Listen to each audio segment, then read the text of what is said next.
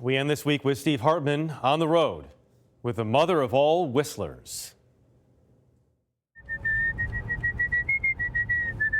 For many people, there's nothing like a good whistle to pass the time. But for 54-year-old Chris Ullman, whistling is hardly a distraction. This four-time international whistling champion is partner in the Carlyle Group, an investment firm. He's been in Washington 30 years, working at the highest levels in both the private and public sectors. And along the way, he has earned a reputation as perhaps DC's only universally admired whistleblower. George W. Bush, John Kasich, George H.W. Bush. He has performed for them all. Supreme Court justices. To rave reviews. People seek it out. Like, to me, that kind of encapsulates the power of the pucker. Unfortunately, his whistling hasn't always been used in harmony.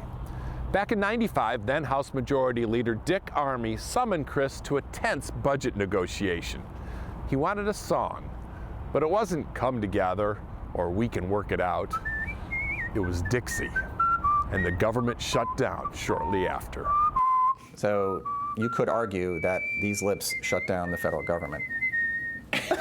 Needless to say, Chris won't do that again.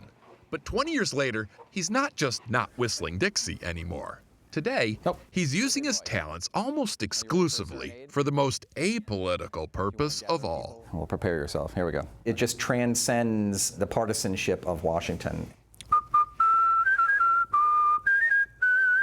Virtually every day, Here we go. up to 8 times a day, Chris whistles Happy Birthday for free to people all over D.C. Happy birthday, man. Whether they work in cubicles or Oval Offices, Democrat or Republican. Happy birthday. I think the whistle helps me get beyond the politics. I'm going to love you. I'm going to honor you because of you. And that is the bottom line, is that we have forgotten to love each other and we've forgotten to respect each other. That is the problem.